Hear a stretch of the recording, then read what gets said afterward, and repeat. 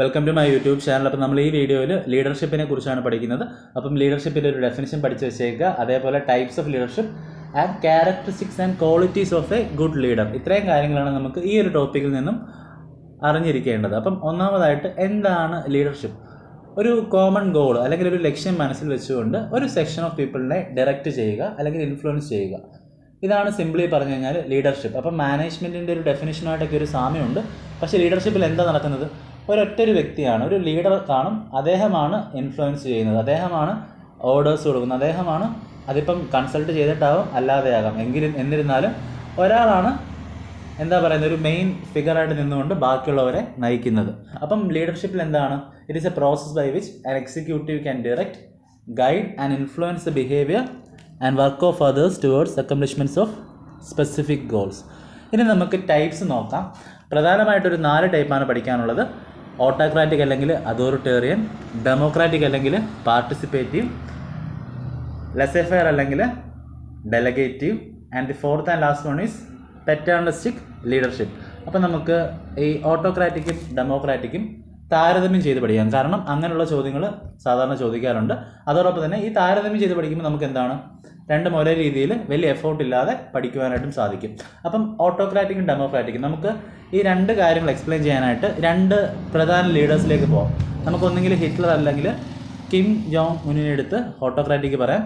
പിന്നെ ഡെമോക്രാറ്റിക്കിൽ നമുക്ക് എന്താണ്, ഇപ്പോഴത്തെ ലീഡർ ആരാണ്, പോട്ടെ, നമുക്ക് ജവഹർലാൽ നെഹ്റുവിനെ എടുത്ത് കാര്യങ്ങൾ പറയാം. അപ്പം ഒന്നാമത്തെ കേസിൽ എന്താണ്, പവർ എപ്പോഴും ഒരൊറ്റ വ്യക്തിയിലേക്ക് ചുരുങ്ങിയിരിക്കുകയാണ്, സെൻട്രലൈസ്ഡ് ആണ്. പക്ഷേ ഡെമോക്രാറ്റിക്കിലോ പവർ ഒരിക്കലും സെൻട്രലൈസ്ഡ് അല്ല, ഇറ്റ് ഈസ് ഡീസെൻട്രലൈസ്ഡ്. ഒരാളല്ല തീരുമാനം എടുക്കുന്നത്, ഒരു സെക്ഷൻ ഓഫ് പീപ്പിളാണ് അധികാരത്തിൽ. ഇനി രണ്ടാമതായിട്ട് ഇപ്പം രാജാവ് ഓർത്ത് വയ്ക്കുക. രാജാവാണെങ്കിൽ പരമാധികാരം രാജാവിൻ്റെ കയ്യിൽ മാത്രമാണ്. ഡെമോക്രാറ്റിക് ആകുമ്പോഴോ ഒരു സെക്ഷൻ ഓഫ് ലീഡേഴ്സ് അല്ലെങ്കിൽ ഒരു സെറ്റ് ഓഫ് ലീഡേഴ്സാണ്, അവരെല്ലാവരും കൂടെ ചേർന്നാണ് അതോറിറ്റി, അല്ലേ? ഇനി രണ്ടാമത്തെ പോയിന്റ് എന്ന് പറയുന്നത്, വീണ്ടും നമ്മൾ നോർത്ത് കൊറിയൻ ലീഡറിലേക്ക് വരാം. അദ്ദേഹം എന്താ ചെയ്യുന്നത്? സ്വന്തമായിട്ട് തീരുമാനം എടുക്കുന്നു, സ്വന്തമായിട്ട് എക്സിക്യൂട്ട് ചെയ്യുന്നു, സ്വന്തമായിട്ട് ആളുകളെ നിയമിക്കുന്നു. പക്ഷേ ഈ 3 കാര്യങ്ങളും ഡെമോക്രാറ്റിക്കിലേക്ക് വരുമ്പം പ്രോപ്പറായിട്ടുള്ള കൺസൾട്ടേഷൻ, അല്ലെങ്കിൽ ബില്ല് പാസ്സാക്കണം, അല്ലെങ്കിൽ ഒരു കോംപ്ലക്സ് സെക്ഷൻ ഓഫ് പ്രോസസ്സ് അല്ലെങ്കിൽ സ്റ്റെപ്സിന് ശേഷം മാത്രമേ ഈ വിധ കാര്യങ്ങൾ നടക്കുകയുള്ളൂ. അപ്പം ഇതാണ് രണ്ടും തമ്മിലുള്ള വ്യത്യാസം. ഇനി ലാസ്റ്റ് ആൻഡ് ഫൈനൽ പോയിന്റ് എന്താണ്? ഒരു നെഗറ്റീവ് ക്യാരക്ടറിസ്റ്റിക്സ് ഉണ്ടല്ലേ, അല്ലേ? ഓട്ടോക്രാറ്റിക്കിന് എന്തുണ്ട്? ഒരു നെഗറ്റീവായിട്ടുള്ളൊരു ക്യാരക്ടറിസ്റ്റിക് ഉണ്ട്. എന്താണത്? കുറേയൊക്കെ പേടിപ്പിച്ചാണ് നിർത്തുന്നത്. ഒരാളിലേക്ക് പവർ ചുരുങ്ങുമ്പോൾ എന്തായിരിക്കും അത്?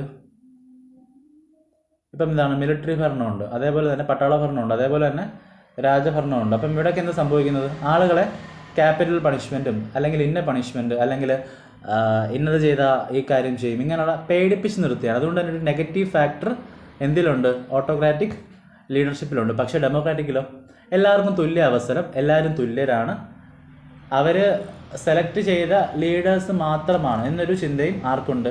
ഈ ഡെമോക്രാറ്റിക് അല്ലെങ്കിൽ പാർട്ടിസിപ്പേറ്റീവ് ലീഡേഴ്സിനുണ്ട്. അതുകൊണ്ട് തന്നെ എല്ലാവർക്കും എന്താണ്, തുല്യ നീതിയും കിട്ടുന്നുണ്ട്, എല്ലാവർക്കും ഡിസിഷൻ മേക്കിൽ പാർട്ടിസിപ്പേറ്റ് ചെയ്യാനുള്ള അവകാശവും ആര് കൊടുക്കുന്നുണ്ട്?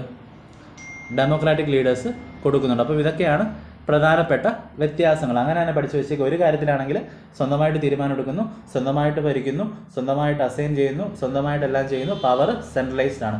ഡെമോക്രാറ്റിക്കിനാണെങ്കിലോ ഒരു സെക്ഷൻ ഓഫ് പീപ്പിളാണ് പവർ. അതേപോലെ തന്നെ എന്താണ്, എന്തെങ്കിലും തീരുമാനം എടുക്കണമെങ്കിൽ, ആരെങ്കിലും അപ്പോയിൻറ്റ് ചെയ്യണമെങ്കിൽ, എന്തെങ്കിലും ജോബ് ഒരാൾക്ക് അസൈൻ ചെയ്യണമെങ്കിൽ ഒരു എന്താ പറയുന്നത്, കുറേ തീരുമാനങ്ങൾക്ക് ശേഷം, കൺസൾട്ടേഷൻ വിത്ത് എംപ്ലോയീസിന് ശേഷം മാത്രമേ ഒരു ഫൈനൽ ഡിസിഷനിലേക്ക് എത്തുന്നുള്ളൂ. ഇനി നമുക്ക് മൂന്നാമതായിട്ട് ലെസെഫെയർ. ഇതിൻ്റെ പ്രൊണൗൺസിയേഷൻ ലെസെഫെയർ എന്നാണ്. നിങ്ങൾക്ക് സ്പെല്ലിംഗ് ഓർത്തിരിക്കാൻ വേണമെങ്കിൽ ലൈസസ് ഫെയറോ എന്താണെന്ന് വെച്ചാൽ ഓർത്തിരുന്നേക്കുക. അപ്പം ലെസെഫെയർ അല്ലെങ്കിൽ ഡെലിഗേറ്റീവിൽ നമ്മൾ പ്രധാനമായിട്ടും ഈ ലെസെഫെയർ എന്നുള്ള വാക്കിൻ്റെ അർത്ഥം ഞാൻ ആദ്യം പറഞ്ഞുതരാം. Policy of leaving things to their own without interfering. അപ്പോൾ എന്താണ്, ഒരാൾ ലീഡറായിട്ട് നിൽക്കുന്നു, അദ്ദേഹത്തിന് കീഴിലൊരു പൊതു ലക്ഷ്യത്തിനായിട്ട് കുറേയധികം പേര് പരിശ്രമിക്കുന്നുണ്ട്. അപ്പം എന്താ പറയുന്നത്, റെസ്പോൺസിബിലിറ്റി ഡ്യൂട്ടിയൊക്കെ അവരെ ഏൽപ്പിക്കുകയാണ്, എന്നിട്ട് ലീഡർ മാറി നിൽക്കുകയാണ്. ആക്ച്വലി ഇതൊരു പോസിറ്റീവ് ആസ്പെക്റ്റ് ആയിട്ടാണ് പറയുന്നത്. അതായത് ഒരു ടീം ഏറ്റവും നല്ലപോലെ പെർഫോം ചെയ്യുന്നത്, അല്ലെങ്കിൽ ഒരു ഗ്രൂപ്പ് ഏറ്റവും നല്ലപോലെ പെർഫോം ചെയ്യുന്നത് അവരുടെ എന്താ പറയുന്നത്, അവരെ അങ്ങനെ വലിയ ഒരു ടാർഗറ്റ് ഒന്നും കൊടുക്കാതെ അവരെ എന്താണ് ഫ്രീ ആയിട്ട് വിടുമ്പോഴാണ്. ഒരു സ്വാതന്ത്ര്യത്തിലാണ് ഏറ്റവും കൂടുതൽ സക്സസ് റീപ്പ് ചെയ്യാൻ പറ്റുന്ന ആ ഒരു നല്ലൊരു ഫിലോസഫിയാണ് ലസേ ഫെയറിലുള്ളത്. പക്ഷേ നമ്മൾ for the sake of time നമുക്കിത് ഓർത്തിരിക്കാൻ വേണ്ടി നമ്മളിവിടെ രവി ശാസ്ത്രിയുടെ ഒരു എക്സാമ്പിൾ എടുത്ത് വെച്ചാണ് നമ്മൾ ഈ ഒരു കാര്യം എക്സ്പ്ലെയിൻ ചെയ്യുന്നത്. രവി ശാസ്ത്രി ആരാണ്? ഇന്ത്യയുടെ കോച്ചാണ്. അപ്പം അദ്ദേഹം ഉറങ്ങുന്നൊരു ഫോട്ടോ കുറേ നാളായിട്ട് ഇങ്ങനെ പ്രചരിക്കുന്നുണ്ട്. അദ്ദേഹം എന്താണ് ടീമിൻ്റെ കളിക്കിടയിൽ ഉറങ്ങുന്നു. അപ്പം അദ്ദേഹം ടീമിനെ മൈൻഡ് ചെയ്യുന്നില്ല, റെസ്പോൺസിബിലിറ്റീസ് ഒക്കെ പാസ് ഓൺ ചെയ്യുന്നുണ്ട്. ആ രീതിയിലാണ് മാധ്യമങ്ങൾ വിലയിരുത്തിയത്. അപ്പം നമുക്ക് ആ ഒരു എക്സാമ്പിൾ വെച്ച് തരാം. ഞാൻ ഓൾറെഡി പറയട്ടെ, ലസേ ഫെയർ ഒരു പോസിറ്റീവ് ടൈപ്പ് ഓഫ് ലീഡർഷിപ്പാണ്. പക്ഷേ നമ്മൾ പഠിക്കാനുള്ള എളുപ്പത്തിന് വേണ്ടി നെഗറ്റീവായിട്ട് പറയുകയാണ്. ഇവിടെ നമ്മുടെ ലീഡർ ആരാണ്? രവി ശാസ്ത്രിയാണ്. അദ്ദേഹം എന്താണ് ഇന്ത്യൻ ടീമിൻ്റെ ഒരു കാര്യത്തിലും ഇൻ്റർഫിയർ ചെയ്യുന്നില്ല. അദ്ദേഹം എന്താണ് റെസ്പോൺസിബിലിറ്റീസ് ക്യാപ്റ്റനിലേക്കും വൈസ് ക്യാപ്റ്റനിലേക്കും ടീം മെമ്പേഴ്സിലേക്കും കൊടുക്കുന്നു. അപ്പം അദ്ദേഹത്തിൻ്റെ വിശ്വാസം എന്താണ്? അദ്ദേഹം ഒന്നും പറഞ്ഞില്ലെങ്കിൽ ടീം നല്ലപോലെ പെർഫോം ചെയ്യും. അദ്ദേഹം ഇല്ലെങ്കിലും ടീമിന് നല്ല രീതിയിൽ പെർഫോം ചെയ്യാൻ പറ്റും. അപ്പം ലീഡർ മാറി നിൽക്കുന്നു, ടീം മെമ്പേഴ്സിന് റെസ്പോൺസിബിലിറ്റീസ് കൊടുക്കുന്നു. അവിടുത്തെ വിശ്വാസം എന്താണ്? Groups can perform better when left to itself. അവരെ സ്വതന്ത്രമായിട്ട് വിടുമ്പോൾ അവർക്ക് കുറച്ചുകൂടെ ബെറ്റർ ആയിട്ട് പെർഫോം ചെയ്യാൻ പറ്റും. അപ്പോൾ എന്താണ് ഇവിടെ സംഭവം? എന്താണ്? അദ്ദേഹം പവറോ റെസ്പോൺസിബിലിറ്റി ഒന്നും അദ്ദേഹം ഏൽക്കുന്നില്ല. അത് വീണ്ടും താഴെക്കിടയിലേക്കുള്ള അല്ലെങ്കിൽ താഴെത്തട്ടിലുള്ള ആളുകളിലേക്ക് പാസ് ഓൺ ചെയ്യുന്നു. അതിപ്പം ക്യാപ്റ്റൻ ആവാം. ഇപ്പം ഇന്ത്യൻ ടീമിൻ്റെ അവസ്ഥ എന്താണ്? വിരാട് കോഹ്ലി ഉണ്ട്, അതേപോലെ കുറേ അധികം ഹൈ പ്രൊഫൈൽ പ്ലെയേഴ്സ് ഉണ്ട്. അതുകൊണ്ട് തന്നെ അവർ നല്ല രീതിയിൽ നയിക്കുമെന്നൊരു വിശ്വാസം കോച്ചിന്. അപ്പോൾ നമ്മൾ പഠിക്കാനുള്ള ഒരു എളുപ്പത്തിന് വേണ്ടി മാത്രം അങ്ങനെ ഓർത്തിരിക്കുക.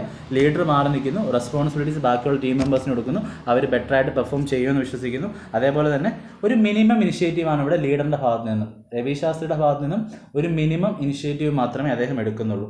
ഇനി അടുത്ത പ്രധാനപ്പെട്ട പോയിന്റ് എന്താണ്? യാതൊരു ഡയറക്ഷനോ ഇന്ന രീതിയിൽ കളിക്കണമെന്നോ ഒന്നും അദ്ദേഹം പറയുന്നില്ല. അപ്പം ഡയറക്ഷൻ കൊടുക്കുന്നില്ല, ഒരു പ്രത്യേകിച്ച് യാതൊരു ഇൻഫ്ലുവൻസ് ഇല്ല, ഒരു യാതൊരു രീതിയിലുള്ള ഇൻ്റർഫിയറൻസ് മാറുടെ ഭാഗത്തു നിന്ന് വരുന്നില്ല. ഇവിടെ ലീഡറായിട്ടുള്ള രവി ശാസ്ത്രിയുടെ ഭാഗത്തു നിന്നും വരുന്നില്ല. അപ്പം ഇത്രയും പോയിന്റ്സ് വെച്ചിട്ട് ഒരു 5-6 അല്ലെങ്കിൽ 7-8 പോയിന്റ്സ് എഴുതാനുള്ള കാര്യം ഞാൻ പറഞ്ഞിട്ടുണ്ട്. അപ്പം ആ രീതിയിൽ തന്നെ ഓർത്ത് വയ്ക്കുക. പക്ഷേ പ്രധാനപ്പെട്ട കാര്യം എന്താണ്? It is A positive type of leadership. ഒരു പോസിറ്റീവ് ടൈപ്പ് ഓഫ് ലീഡർഷിപ്പാണ്. അവിടുത്തെ പോസിറ്റീവ്നെസ് എന്താണ്? ഒരു ടീമിനെ അതായിട്ട് വിടും അല്ലെങ്കിൽ ഒരു ഗ്രൂപ്പിനെ സ്വതന്ത്രമായിട്ട് വിടുമ്പോൾ അവരുടെ ഏറ്റവും നല്ല രീതിയിൽ പെർഫോം ചെയ്യും. അതാണ് ഇവിടുത്തെ പോസിറ്റീവ് പോളിസി എന്ന് പറയുന്നത്. ഇനി ലാസ്റ്റ് ടൈപ്പ് ഓഫ് ലീഡർഷിപ്പാണ് പെറ്റേണലിസ്റ്റിക് ലീഡർഷിപ്പ്. ഇവിടെ എന്താണ് പ്രത്യേകത?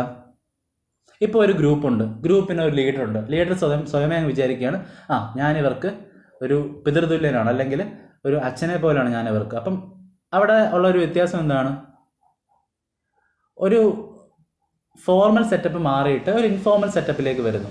ഇപ്പം ഒരു ഫാമിലിയുടെ ഹെഡായിട്ട് ഒരു അച്ഛൻ എങ്ങനെ കാര്യങ്ങൾ പറയുമോ ആ രീതിയിലായിരിക്കും അവരെ ഡയറക്റ്റ് ചെയ്യുന്നതും അവരുടെ റെസ്പോൺസിബിലിറ്റീസ് ഏൽക്കുന്നതും എല്ലാം. അപ്പം ആ രീതിയിൽ എഴുതി വയ്ക്കാനാണ് ശ്രദ്ധിക്കുക. അപ്പം ഒരു സിമ്പിളായിട്ട് പറഞ്ഞു കഴിഞ്ഞാൽ അച്ഛനായിരിക്കും ഏറ്റവും കൂടുതൽ കാര്യങ്ങൾ അറിയാവുന്നത് അല്ലേ. അപ്പം അച്ഛൻ പറയുന്ന കാര്യങ്ങൾ ശരിയാണ്, അച്ഛൻ അവരെ ഡയറക്റ്റ് ചെയ്യുന്നു, അച്ഛൻ അവരുടെ സുരക്ഷിതത്വം ഏറ്റെടുക്കുന്നു. അപ്പം ആ ഹോൾ ഗ്രൂപ്പിൻ്റെ റെസ്പോൺസിബിലിറ്റി ആർക്കാണ് അവിടെ? ഒരു ഫാദർലി ഫിഗർ ആയിട്ടുള്ള ആ ലീഡറിനാണ്. അപ്പം ഈ പെറ്റേണലിസ്റ്റിക് ലീഡർഷിപ്പിൻ്റെ എക്സാമ്പിളായിട്ട് ഗാന്ധിജിയെ കുറേയധികം പേര് പറയുന്നുണ്ട് പെറ്റേണലിസ്റ്റിക് ലീഡർഷിപ്പിൻ്റെ എക്സാമ്പിളായിട്ട്. പക്ഷേ ഓർത്തിരുന്നേക്കുക, തിരിച്ചു ചോദിക്കുകയാണ് ഗാന്ധിജിയുടെ ടൈപ്പ് ഓഫ് ലീഡർഷിപ്പ് ഏതാണെന്ന് ചോദിച്ചു കഴിഞ്ഞാൽ അപ്പോഴെഴുതേണ്ടത് ട്രാൻസ്ഫോർമേഷണൽ ലീഡറാണ്. കാരണം ഗാന്ധിജി ഓൾവേസ് ലെഡ് ബൈ എക്സാമ്പിളാണ്, കാണിച്ചുകൊണ്ടാണ് ഗാന്ധിജി നയിച്ചത്. ഇപ്പം എന്താ പറയുന്നത്,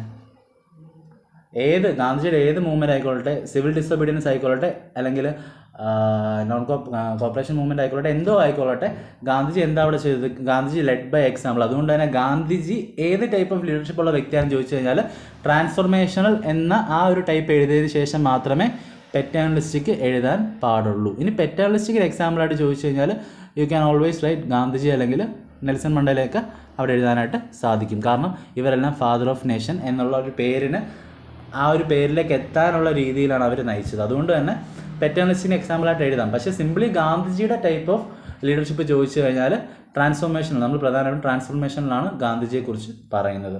അപ്പം ഇത്രയുമാണ് പ്രധാനപ്പെട്ട ടൈപ്സ് ഓഫ് ലീഡർഷിപ്പ്. ഇനി നമുക്ക് അവസാനമായിട്ടും ക്യാരക്ടറിസ്റ്റിക്സ് ഓഫ് ലീഡർഷിപ്പ് കൂടെ നോക്കാം. അപ്പം നമ്മൾ ഇത്രയും പറഞ്ഞ പോയിൻറ്റ്സ് ഒക്കെ തന്നെയാണ്, ഞാനിതിനി വലിയ തോതിൽ എക്സ്പ്ലെയിൻ ചെയ്യുന്നില്ല.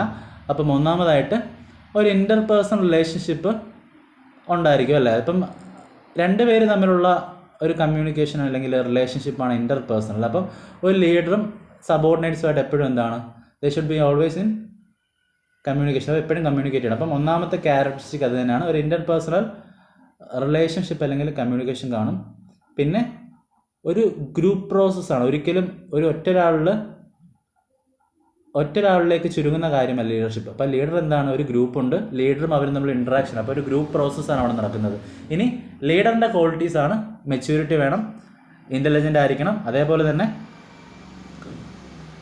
ഒരു സിറ്റുവേഷൻ. ഇപ്പോൾ ലീഡർഷിപ്പ് എന്താണ്? ഡൈനാമിക്. ലീഡർ എപ്പോഴും ഡൈനാമിക് ആയിരിക്കണം.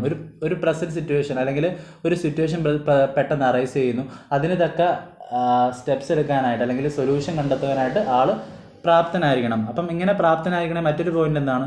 പ്രോപ്പറായിട്ടുള്ള കമ്മ്യൂണിക്കേഷൻ സ്കിൽസ് വേണം. ഇപ്പോൾ എനിക്ക് സംസാരിക്കാൻ അറിയത്തില്ലെങ്കിൽ എനിക്ക് ഒരു സെക്ഷനെ നയിക്കുവാനായിട്ട് പറ്റുമില്ല. അപ്പം നമ്മളൊരു പ്രോപ്പർ കമ്മ്യൂണിക്കേഷൻ സ്കില്ല് അത്യാവശ്യമാണ്. ഇനി ഏറ്റവും പ്രധാനപ്പെട്ട പോയിൻ്റാണ് ലേണിംഗ് അജിലിറ്റി. നമ്മൾ അജിലിറ്റിയെക്കുറിച്ച് പറയുമ്പോൾ അജിലിറ്റി എന്താണ്? സ്പോർട്സിൽ അജിലിറ്റി എന്താണ്?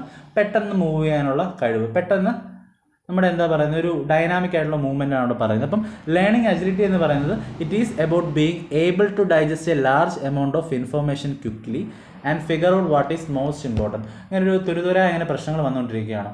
അപ്പോൾ അതിനകത്ത് ഏറ്റവും വലിയ പ്രശ്നം എന്താണ്, അല്ലെങ്കിൽ ഏറ്റവും പെട്ടെന്ന് അഡ്രസ്സ് ചെയ്യേണ്ട പ്രശ്നം എന്താണ്? ഇത് പെട്ടെന്ന് തിരിച്ചറിയുന്ന ലീഡർ ആയിരിക്കും സക്സസ്ഫുൾ. ഇപ്പം ഞാൻ ഒരു എക്സാമ്പിൾ പറഞ്ഞാൽ, ഇപ്പം എനിക്ക് കുറേയധികം പ്രശ്നങ്ങളുണ്ട്, ഇവിടെ ഒരു കുറേയധികം പ്രശ്നങ്ങളുണ്ട്. ഞാനപ്പോൾ ഏറ്റവും ചെറിയ പ്രശ്നം ഡീൽ ചെയ്തുകൊണ്ടിരുന്നു കഴിഞ്ഞാൽ ആ ഗ്രൂപ്പിനെ മൊത്തത്തിൽ താർത്തുന്നൊരു വലിയ പ്രശ്നം അപ്പുറത്തുണ്ട്. ഞാനത് മൈൻഡ് ചെയ്യാതെ അല്ലെങ്കിൽ ഞാനത് മനസ്സിലാക്കാതെ ഒരു ചെറിയ പ്രശ്നം ഞാൻ ഡീൽ ചെയ്തുകൊണ്ടിരിക്കുകയാണെങ്കിൽ ഗ്രൂപ്പിൻ്റെ ആകെ മൊത്തത്തിലുള്ള ഒരു എക്സിസ്റ്റൻസിനെ തന്നെ അത് ബാധിക്കും. അപ്പം അതാണ് ലേണിംഗ് എജിലിറ്റി എന്ന് പറയുന്നത്. അപ്പം ഇത്രയുമൊക്കെയാണ് ക്യാരക്ടറിസ്റ്റിക്സ് ഓഫ് ലീഡർഷിപ്പ്. ഇനി മറ്റൊരു പ്രധാനപ്പെട്ട പോയിന്റ്, ഇനി എത്ര വീഡിയോ ഇടുന്നത് എനിക്ക് ഉറപ്പില്ല, എന്നിരുന്നാലും ഈ വീഡിയോയും തൊട്ടടുത്ത വീഡിയോ, അതായത് ഒരു ദിവസം എടുത്ത് 3 വീഡിയോ നോട്ടിഫിക്കേഷൻ മാത്രമേ വരത്തുള്ളൂ. അതുകൊണ്ട് തന്നെ ഇടയ്ക്കിടയ്ക്ക് ചാനലും സെർച്ച് ചെയ്തേക്കാം പുതിയ വീഡിയോസ് വരുന്നുണ്ടോ ഇല്ലെന്ന്. Okay, thanks.